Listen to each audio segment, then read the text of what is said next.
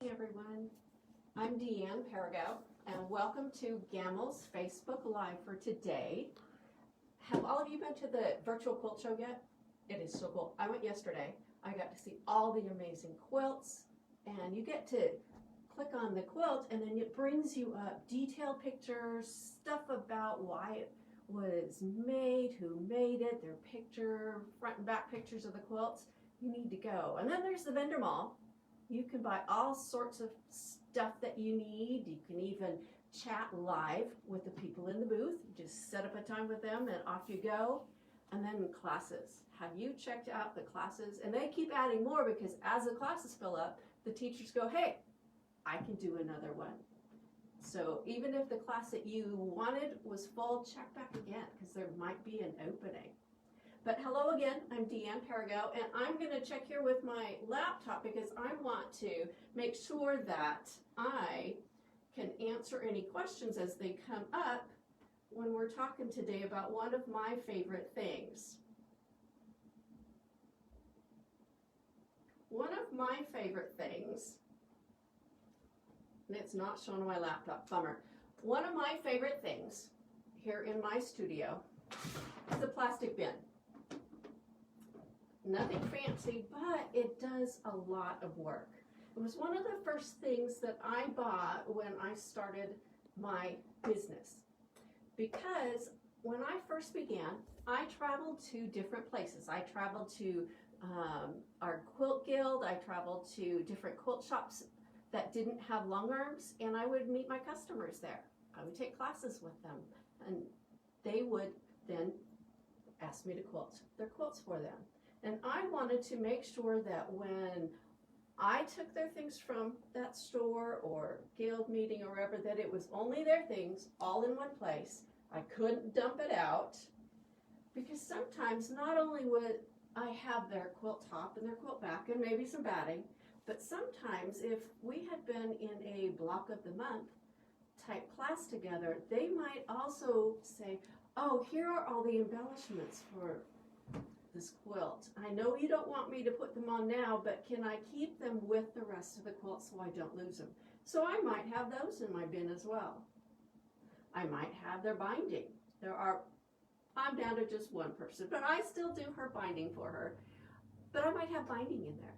I might have in there the bag that it came with or the bag I will be sending it home with. So there's a lot of different things. I've even had customers bring me the thread they want to use.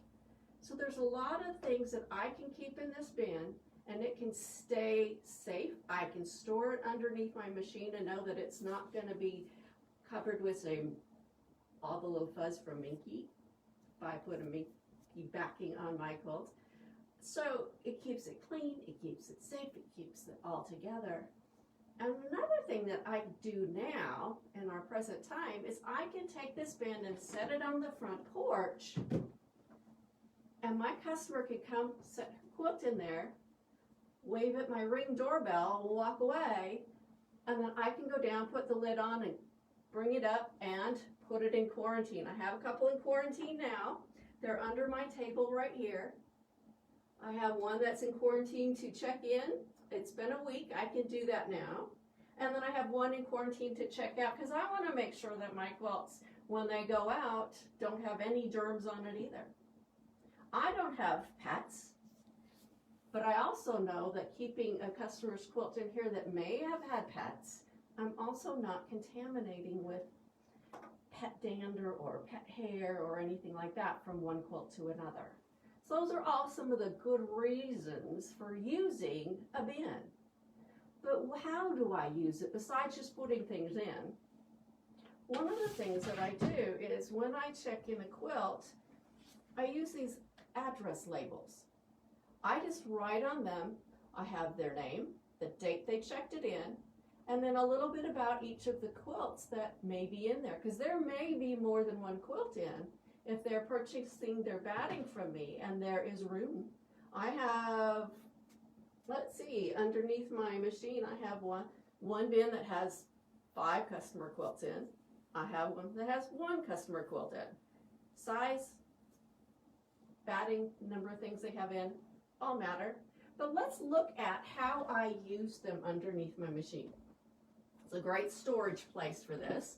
I can see them. I know what I have because they're clear. And the top is clear. I can look right down into there and I can see my invoice.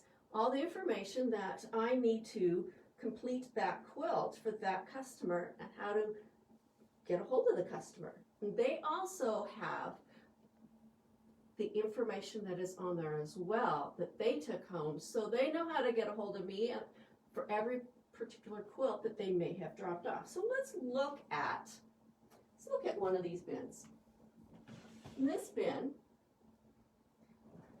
it has her label on. So I'm going to take it up here to the table and we're going to look at it and see what we have.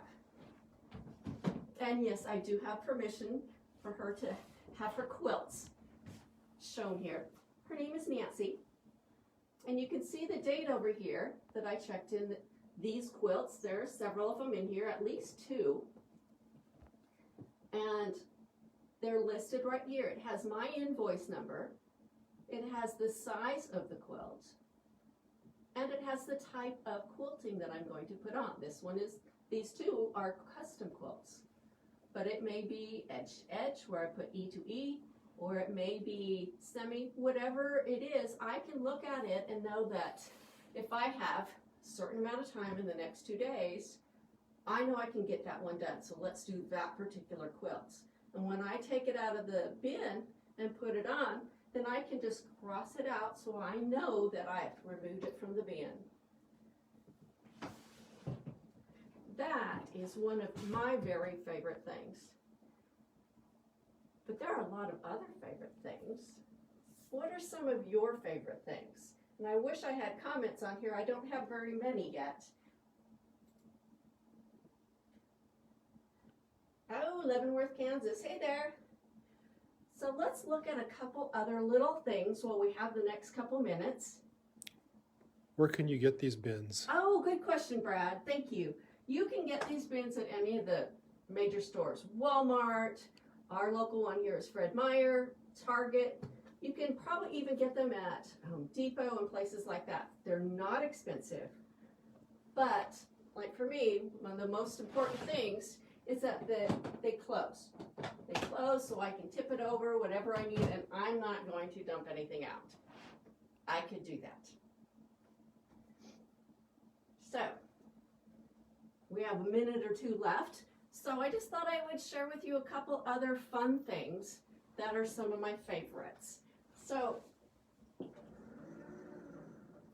I know Georgia showed these.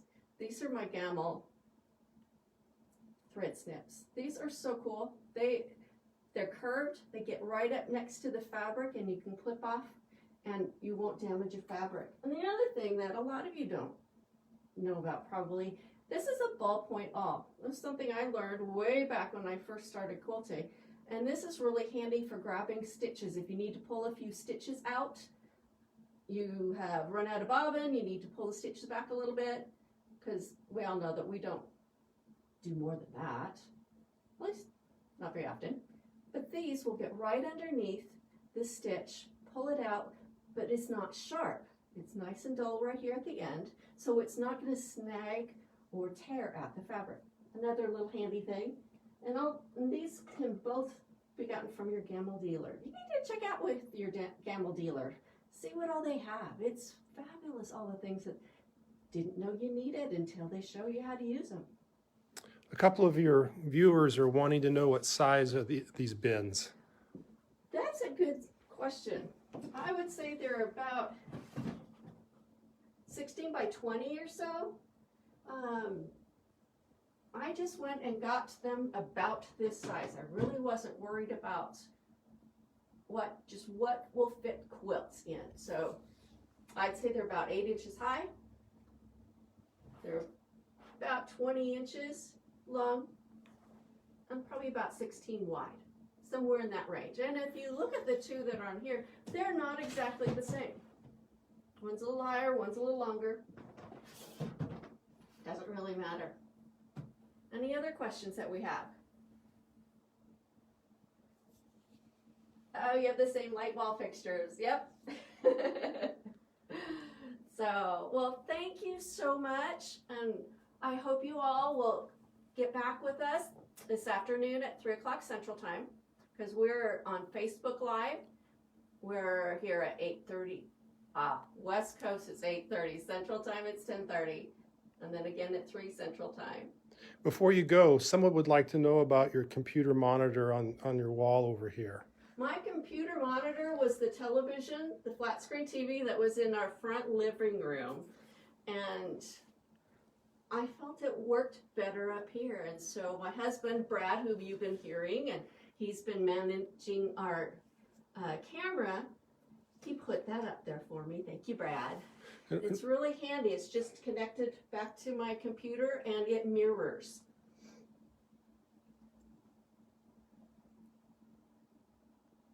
So, okay. So I will be answering questions throughout the day. If you have any, put them on. Please go visit the virtual quilt show. It is so cool. And I will talk to you later. Thank you. Bye.